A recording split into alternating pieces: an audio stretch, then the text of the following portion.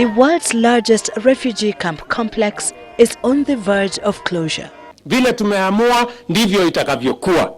Nearly 500,000 refugees who had found a safe haven at Daadab are now confronted with the nightmare of returning to the homes they fled. Tumezungumza na watu wa UNHCR, tumewaambia hiyo kambi ambayo iko Daadab kwa miezi mitatu wahamishe iende Somalia. The UN Agency for Refugees is at a loss. Refugees cannot be forced back to their place of origin. The return has to be voluntary. They fled violence, they fled conflict, they fled fear.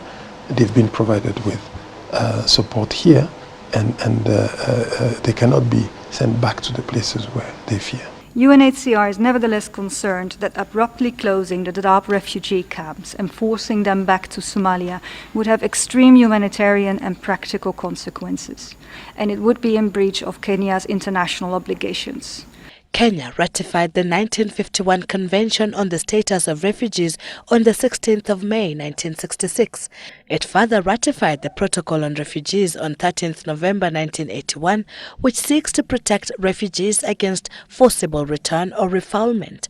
Under the principle of non-refoulement contained in Article 3 of the Convention, no contracting state shall expel or return a refugee in any manner whatsoever to the frontiers of territories where his life or freedom would be threatened on account of his race, religion, nationality, or membership of a particular social or political opinion.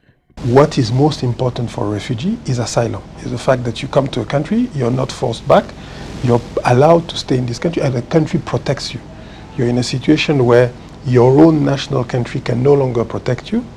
You cross the border and then you seek the protection from another country. Kama hawatahamisha kwa miezi mitatu, sisi wenyewe tutachukua lori na mabasi, hawa watu tutawapeleka kwao.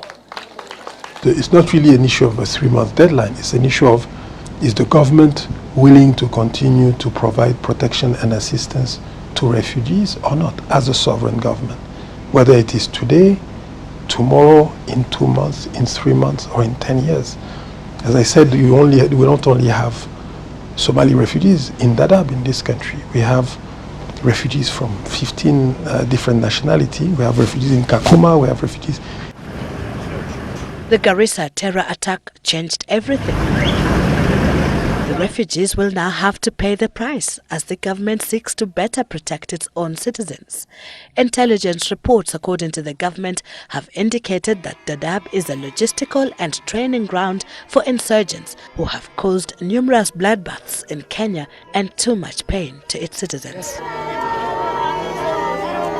But UNHCR claims it has put Daadab under a 700-strong security watch with 15 police stations dotting the camps of Dagahali, Ifo and Hagadera, and 70 patrol vehicles at their disposal at a cost of $3.6 million US, almost 400 million shillings every year. I believe that with such a strong and robust security presence of the government, I cannot believe that the camp would be a place where Al-Shabaab and other insurgent forces would be present. Despite the government's hardline position, UNHCR insists that the refugees will only return to places where there is security and to places where they will have basic services and amenities. Sylvia Tibet for The Big Question.